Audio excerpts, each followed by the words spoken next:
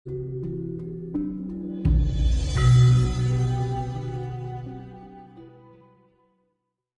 Jadi kritiknya nggak pas. Siap. Sekarang kita masuk ke ranah spiritual, Pak Bagus.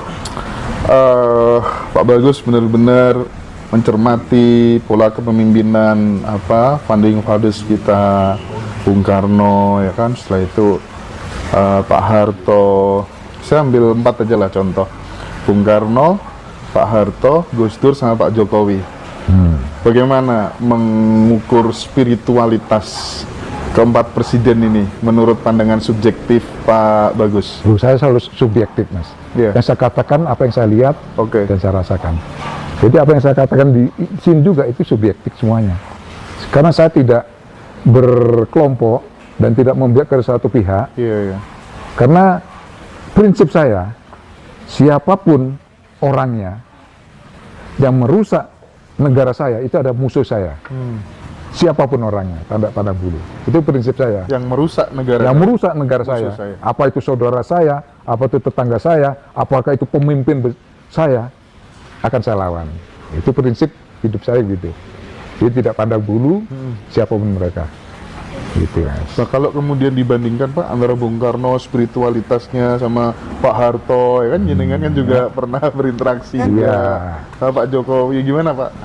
Kalau kita berbicara masalah spiritual beliau-beliau tadi, jadi antara Bung Karno, terus Pak Jokowi, Pak Harto, Gus Dur. Sambil dulu Gus Dur. Kalau Gus Dur memang dibesarkan di alam pesantren. Walaupun beliau dulu sekolahnya di sekolah Katolik loh, Mas. Ya nggak apa-apa toh. Iya. Itu pengetahuan juga. Benar. Bisa mengetahui. Itu yang membuat beliau kemudian merawat pluralitas. Iya. Sangat kental, iya kan bisa menimba ilmu juga di situ. Gitu. Nah, memang dia dibesarkan di alam pondok pesantrennya, keluarga sendiri, dan menimba spiritualitas keislaman. Ya cukup. Masalah tingkatan, apakah dia sampai di tingkatan syariat aja, atau sampai di hakikat, apa sampai di marifat, itu perlu dikaji, gitu kan ya. Masing-masing orang kan beda, gitu. Itu Gus Dur jelas lah kalau dalam mental spiritual dia secara Islaminya Nusantara, tidak meninggalkan budaya bangsanya. Walaupun garisnya beliau adalah Jinbun, nggak masalah. Tapi kan kenyataannya beda dalam spiritual kan, ini bicara spiritualnya. Gitu. Pak Harto spiritual juga secara kejawen. Nah, tapi di mana orang dalam melakukan spiritual pada inti dasarnya untuk pembenahan diri jadi orang baik. Nah, sekarang kok orang berspiritual melakukan ilmu yang tinggi katanya, tapi nilainya itu di sikap lakunya sendiri. Ucapannya gimana, yang dilakukan benar atau tidak, itu nilainya. Nah, akhirnya apa? Jangan sampai yang namanya ilmu spiritualnya ini tadi hanya untuk topeng aja, untuk pembenaran dari apa yang dia lakukan. Gitu. Nah, inilah itu yang dilakukan oleh Pak Harto. Jadi melakukan spiritualitas hanya untuk melanggengkan posisinya sebagai presiden. Itu Pak Harto. Lalu Pak Jokowi, orangnya sangat sederhana, dia orang Jawa, sebenarnya garisnya juga jelas. Kok beliau dikatakan turunan Cina, anaknya PKI, waktu itu kan gitu. Nah, itu memang dalam rangka Pilpres, ya akal-akalan lagi kan. Nah, jangan-jangan ini maling tidak maling ini. Yang mengatakan si Pak Jokowi itu Cina, komunis, jangan yang teriak itu kebalikannya. Yang mengatakan demikian, ya itu. Tapi yang saya kenal Pak Jokowi itu memang orang Solo. Kenapa? Beliau orang PDIP sejak kecil. Saya tahu juga dengan beliau. Kenapa? Saya di Solo sering gaul dengan beliau. Terus makan dulu ada cangkringan itu sego kucing gitu ya. Waktu wali kota dan sebelum wali kota itu begitu. Pernah ketemu langsung Pak? Sering. Sering. Jadi waktu beliau pencalonan wali kota pertama kedua, kita tim sukses. Oh. Gitu Mas. Setelah itu sampai lah beliau sampai ke atas lah udah gitu. Gitu Mas. Nah, masa beliau ingat dan tidak itu kan wajar, karena seorang besar melihat yang banyak lebih repot, jadi yang banyak lihat yang satu yang lebih gampang, gitu. Lalu kembali dalam spiritualitasnya dididik dalam nuansa Jawa, spiritualitasnya dalam tatanan Jawa. Dalam orang melakukan tentang kawur Jawa kan tidak harus berguru di padepokan gini. Cukup dari orang tua. Kalau orang Jawa kan gitu, orang tuanya gini, li ojo ngini, li ojo gini, ini yang baik begini kan tatananya dimulai dari rumah. Kawurnya dari orang tua, apalagi orang Sulu sangat kental dengan kawur Jawanya. Itulah beliau dibesarkan dan akhirnya yakin dengan ajaran-ajaran apa yang ada di Indonesia khususnya orang Kejawen ini beliau sangat paham. Nah, pasti mendukung beliau, gitu. Nah. Kembali sekarang kepada Paduka Yang Mulia Soekarno. Mereka Paduka itu memang orang sangat spiritual sekali dan melakukan sendiri.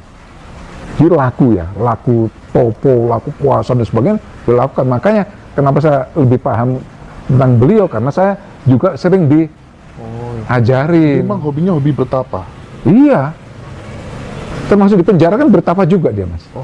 Satyo Pinanjori kan bertapa di situ. Artinya dengan di penjara dia punya lagi idealisnya muncul untuk republik harus begini, untuk bangsa harus begini kan diolah terus hidup terus.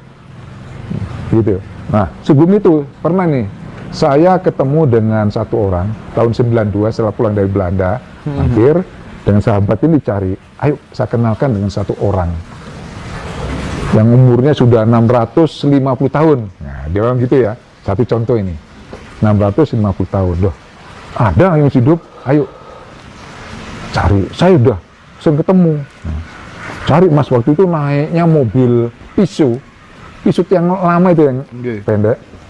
Karena kuat buat tanjakan. Daerah Gunung Arjuno, sebelah barat. Cuma sampai maghrib, belum ketemu. Udah masuk hutan ini. Belum ketemu, udah tahun jalan. Berapa itu Pak? 92. Baru saya pulang dari Belanda. Terus, loh, dia mana Mas? Dia tanya orang desa.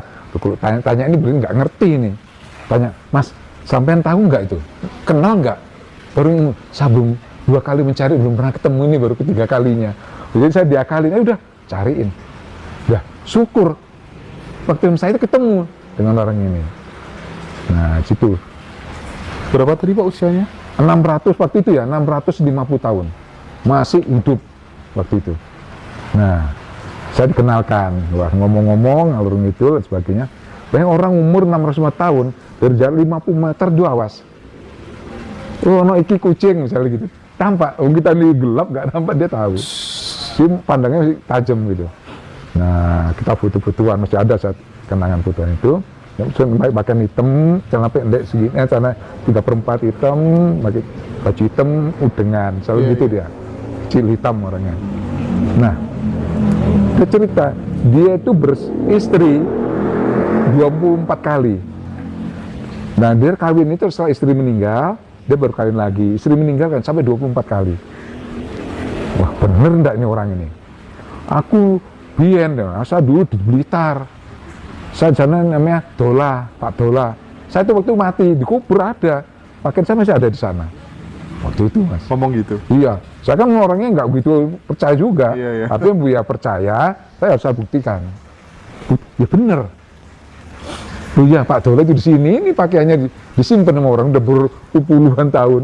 Itu kuburannya, lu baca ada Mas. Gitu. Nah, saya cek lagi yang berikutnya, ada cukup 2 kali. Nah, saya percayalah. Itu 24. Istri ke-24 itu baru punya turunan. 3, 2 perempuan, 1 laki-laki. Nah, lalu udah cerita, aku biar ini sih ngomong kusno, nah, gitu. Oh, iya Mbak, aku ngomong kusno, aku Joko Cilik, baru sunat kan Joko Cilik. Nah, kusno Pak Karno itu masih belum sunat. Jadi umur 10 tahunan dia bilang gitu. Aku sih ngomongnya di Gunung Arjuno. Di Gunung Arjuno dan dia 10 tahun, terus aku diajak mlebu nang Keraton Mojopahit. Dia bilang gitu, loh, namanya Kerajaan Mojopahit masih ada Mbah? Siono. Nah, waktu itu Saya disuruh nunggu di pancuran tempat orang ngambil air. Tuh aku nunggu dicekel, kemaluan dipegang, iki wong Islam, begitu loh, kan udah sunat. Nah, gitu loh. Wong kono gagah-gagah, gede dhuwur, laki perempuannya gitu gagah-gagah orang Mojopahit. Di bangsa kita dulunya orangnya memang besar-besar. Dari penjajahan yang kurang makan vitamin 350 tahun lebih, jadi guru-guru lagi sekarang ini. Nah, di sini terus lah, Kusno mlebu ketemu ratune. Sampeyan mboten diajak, Mbah? Ora, aku wong desa kok. Gitu. Ya aku mek manung nggudu lanang karo wong wedok-wedok iku, aku sik cilik, iki wong Islam sunat gitu. Jadi sampailah setelah selesai ya, udah berapa lama gitu, terus keluarlah dari keraton itu. Tuh keraton yang di Mbah? Yang Kulon Arjuno. Loh, ya memang coba di Kulon Arjuno, Mojokerto itu. Tapi di mana tak persis kerajaannya? Nanti pada saatnya. Nah, di sini kembali lagi. Saya perhitungkan waktu itu. Di sini seorang Kusno kecil bertapa di Arjuno Laku kan ya, yang ngomong yang orang ini. Loh, yang sekolah di sekolah Belanda di Surabaya itu siapa? Kan begitu, Mas. Di sana ada yang sekolah di sana itu. Yang di Gunung Arjuno siapa? Terus yang sekolah di sekolah Belanda ini siapa?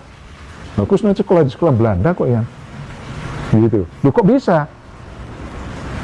Kusno ini sekolah di sekolah Belanda. Jangan kecil kan dia anaknya orang biasa, jelata.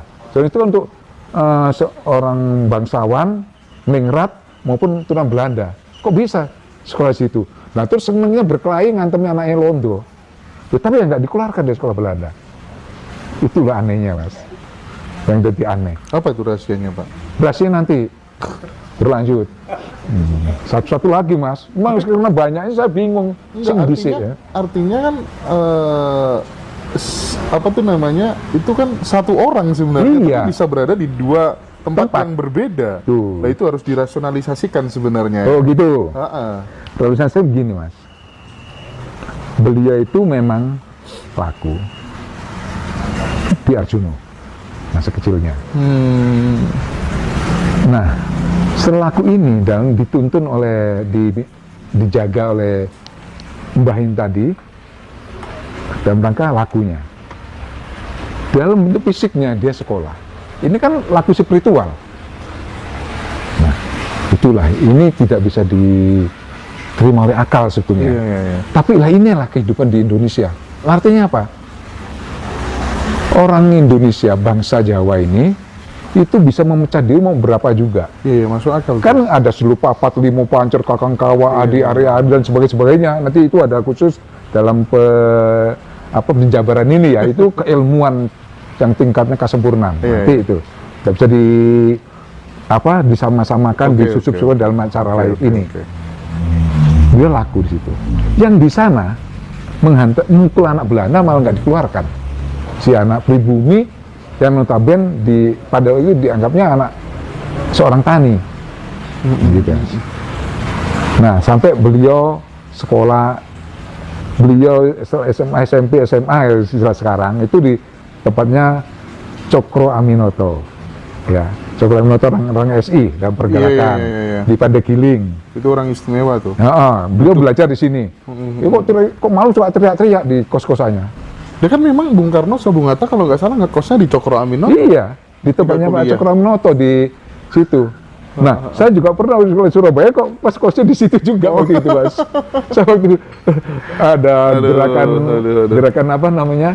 Kayak demo gitu, saya ditangkap di situ juga. Iya. Begitu. Makanya saya jadi tahu pelacaan sejarahnya itu. Nah, kalau dinalarkan, nggak bisa dinalarkan, Mas. Ya kayak tadi loh, ibaratnya gini. Malaikat itu gaib, karena kita disuruh mengimani tentang hal yang gaib. Setan, jin itu gaib, nah gitu loh. Manusia juga punya gaib.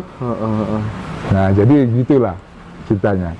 Yang pada saatnya beliau setelah kawin dengan Untari berangkat sekolah di Sekolah Tinggi Teknik Bandung waktu itu. Tapi dengan Bu Untari nggak punya, dengan anaknya Pak Cokremen nggak punya turunan, masih baru, serius. Sana terus dapat Bu Inggit.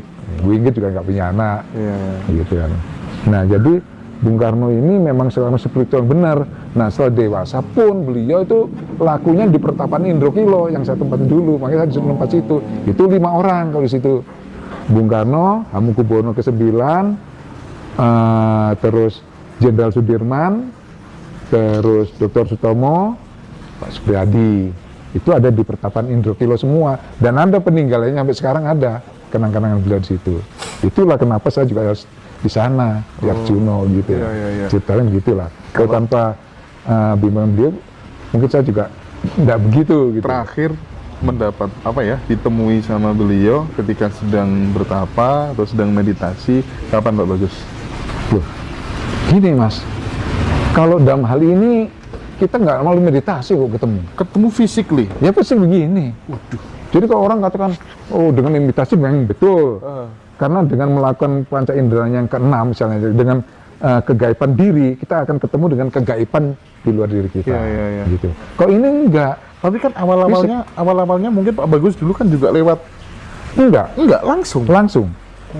Memang bingung langsung, dimong langsung. Pakai pakaian apa biasanya Pak Bagus? Pakainya ya ganti-ganti, kalau ketemu kadang pakai celana pendek, kaos oblong, pakai topi, kayak lonte itu apa? Kebun itu. Kayak tuan tanah lah jadi dulu. Berarti kan inti bukan laken Mas. Yang namanya Belanda itu apa sih namanya itu? Apa Pak? Volka. Berarti kan sebenarnya beliau masih hidup ya di alam. Beliau memang hidup. Beliau memang hidup bagi yang percaya. Gitu. Tapi bagi yang pernah menyakiti beliau, ya takut. Nasihat terakhirnya apa Pak? Waduh, kok nasihat terakhir itu selalu dinasihatin itu? Iya, beberapa nasihat kalau gitu Pak. Oh, ada gini Mas, yang saya lakukan itu apalah ya menurut bimbingan beliau.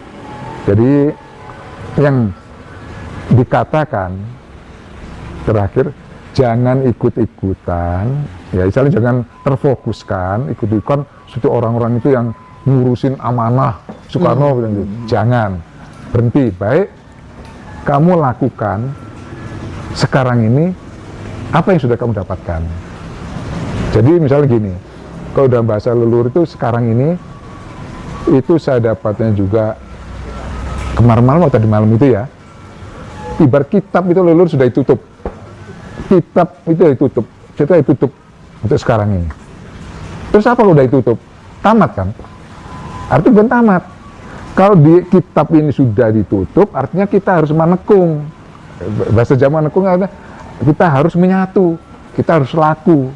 Nah, laku meditasi, laku topo, apa, tapi juga lakukan dalam hidupmu ini untuk negara dan bangsamu. Itu Mas. Jadi sudah ditutup oleh leluhur. Oke. Jadi sekarang kitab itu saya dapat tadi malam wis tak tutup. Ya, artinya apa? Sekarang berpola lah sekarang.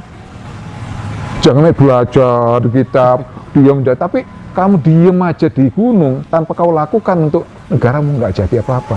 Iya. Gusti itu nggak akan menurunkan gitu aja kalau mau berdoamu dengan bertapa.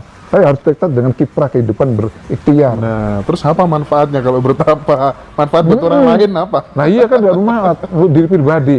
Setelah kita naik gunung sampai di puncak pasti turun. Sampai kita turun kejayaan pasti turun. Oke. Gitu.